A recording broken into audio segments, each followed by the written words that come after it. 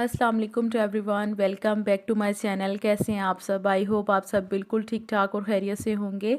अच्छा, अभी मैं अपने रूम की करने लगी हूँ डीप क्लीनिंग। तो मैं आपके साथ शेयर करूँगी किस तरह से मैंने अपने रूम को डीप क्लीन किया है। डीप क्लीनिंग में कौन कौन सी चीज़ें शामिल हैं, किन चीज़ों को साफ़ करना ज़रूरी होता है, वो सब कुछ मैं आपको बताऊँगी। और इसके अलावा बग़ैर मेस क्रिएट किए रूम में हम किस तरह से अपने रूम को साफ़ सुथरा कर सकते हैं। अच्छा, सबसे पहले ना जब मैंने अपने रूम की डीप क्लीनिंग स्टार्ट की तो मैंने ये कर्टन्स वगैरह जो थे ना इनको उतार दिया, क्योंकि मुझे ना इनको वॉश करना था। और डीप क्लीनिंग का मकसद ही यही होता है कि आपके रूम में हर वो चीज़ आपने साफ़ करनी है जो आपके रूम में मौजूद होती है। अच्छा, ये कर्टन्स जो है वो बज़ाहिर देखने में तो बिल्कुल साफ़ सुथरे लग रहे होते हैं, लेकिन जब आप इनको वॉश करने के लिए उतारते हैं ना तो इन पर इस कदर डस्ट होती है ना कि बस वो आपको उस वक़्त ही पता चल रहा होता है जब आप इनको उतार रहे होते हैं।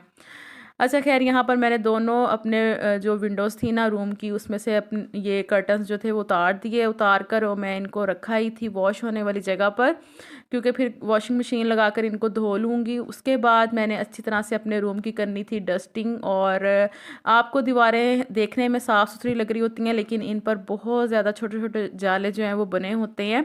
तो इनको सबसे पहले ना साफ़ करना ज़रूरी है। जब मैंने कर्टन्स उतार दिए तो फिर मैंने दूसरा काम जो किया वो मैंने अच्छी तरह से अपनी सारी वॉल्स वगैरह, छत की ना सफाई की। और इस डस्टर से ना जब मैं वॉल्स वगैरह साफ़ करती हूँ ना तो बहुत अच्छे तरीके से सफाई होती है इसकी, क्योंकि ना इस पर माइक्रोफाइबर क्लॉथ लगा हुआ है। तो इससे छोटे-छोटे जाल है जो दीवार पर और छतों पर होते हैं ना तो वो बहुत अच्छे से साफ़ हो जाते हैं। और दूसरी बात ना इसकी ये है ख़ास बात कि इसमें ना जो डस्ट होती है ना इसके अंदर जज़्ब होती रहती है, यानी कि आपके फ़र्श वगैरह पर नहीं गिरती। तो जितनी भी डस्ट दीवारों पर होती है ना ये अपने अंदर एब्ज़ॉर्ब करता रहता है। तो इसके बाद आप इसको उतार कर इसके कपड़े को तो वॉश कर लें तो ये फिर दोबारा से न्यू हो जाता है और साफ़ सुथरा हो जाता है। अच्छा, तो ख़ैर इस तरह से फिर मैंने अपने पूरे रूम के ना जितने भी कॉर्नर थे और सारी छत वगैरह की अच्छी तरह से सफाई की। और नंबर 3 पर मैंने फिर अपने विंडोज़ की अच्छी तरह से क्लीनिंग की। अच्छा, विंडो की क्लीनिंग के लिए ना आप कोई कपड़ा भी इस्तेमाल कर सकते हैं, लेकिन ब्रश का अगर आप इस्तेमाल करते हैं ना तो इससे क्लीनिंग ज़्यादा बेहतर तरीके से होती है और डस्ट बिल्कुल भी नहीं उड़ती आपके रूम में। तो मैं ब्रश के साथ ही सारी जालियाँ वगैरह और ये दूसरी साइड पर जो बनी हुई हैं ना छोटी-छोटी पट्टियाँ सी, इनको मैं ना ब्रश के साथ ही साफ़ करती हूँ। तो इससे बहुत अच्छी क्लीनिंग हो जाती है। यकीन करें कि विंडो के जो अंदर तक जो डस्ट गई होती है ना वो भी बहुत अच्छे से साफ़ हो जाती है। तो फिर बस मैंने दोनों विंडोज़ को साफ़ किया। और ये 2 विंडोज़ जो है ना मेरे बेडरूम में हैं, तो इन दोनों की सफाई बहुत ज़्यादा ज़रूरी होती है। और ये इन पर इतनी ज़्यादा डस्ट हो जाती है ना कि हफ़्ते बाद भी अगर आप साफ़ करते हैं ना तो बहुत बुरा हाल हो जाता है। अच्छा, ख़ैर ये तो मैं तैयारी कर रही हूँ रमज़ान के हवाले से कि चलो रमज़ान का महीना स्टार्ट होने वाला है तो मुझे ना आगे जाकर जो है वो ज़्यादा मेहनत की ज़रूरत ना पड़े, सफाई की ज़रूरत ना पड़े। लेकिन फिर भी मुझे लगता है कि जब ईद आने वाली होती है ना तो आपको फिर दोबारा क्लीनिंग की ज़रूरत पड़ जाती है।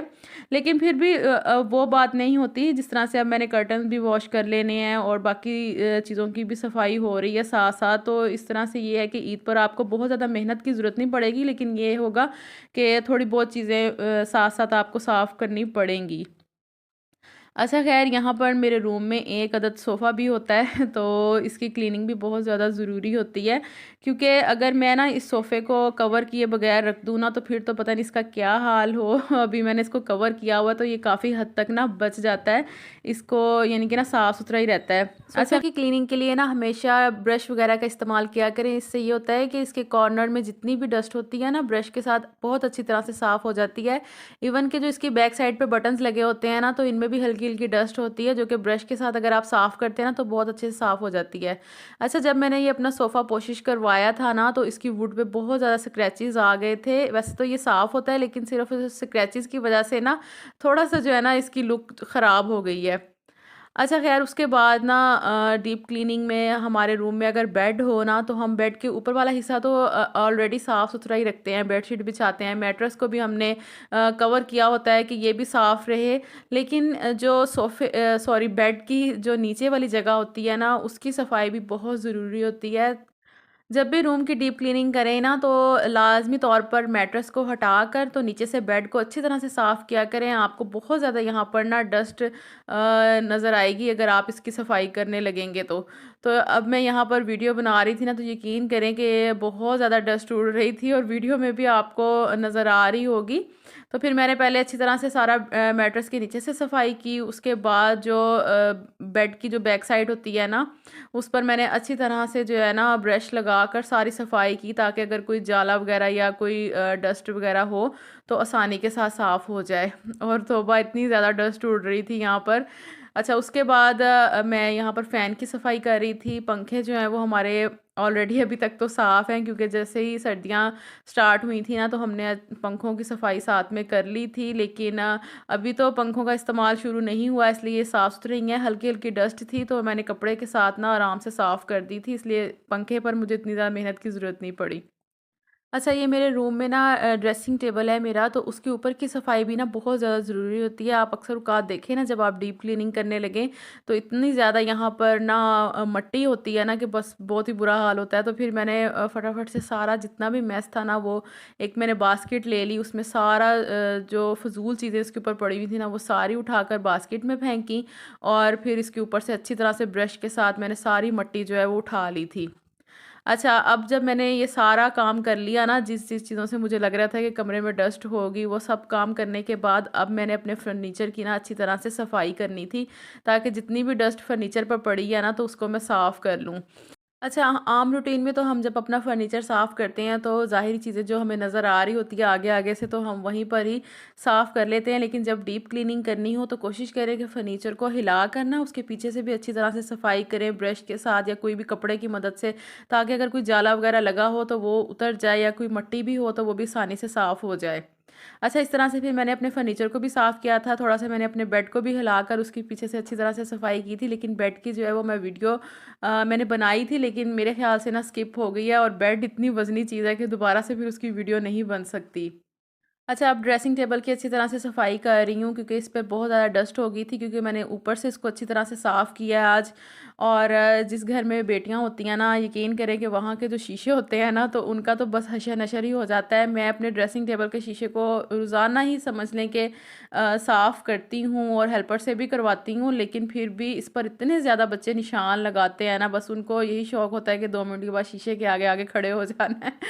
तो फिर मैंने अच्छी तरह से ना स्प्रे के साथ शीशे को साफ़ किया। ये स्प्रे जो है ना, ये मैंने खुद बनाया हुआ है। इसमें मैंने सिरका और पानी जो है ना वो मिक्स किया हुआ है। इससे ना मिरर जो है वो बहुत अच्छे से साफ़ होते हैं। अगर आपने कभी नहीं ट्राई किया तो एक दफ़ा बनाकर देखिएगा। शीशों की बहुत अच्छे से ना इससे सफाई होती है सिरके से।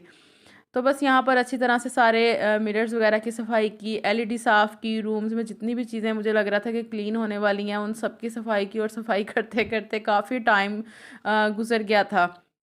अच्छा, यहाँ पर मैं अब अपने जो ड्रॉर्स हैं ना, उनकी सफाई करने लगी हूँ। तो बस मैंने आपके साथ एक ही ड्रॉर की सफाई जो है वो शेयर की है। बाकी यहाँ पर 3 ड्रॉर्स हैं मेरे ड्रेसिंग टेबल में, तो मैंने ना तीनों की ही आज क्लीनिंग की थी।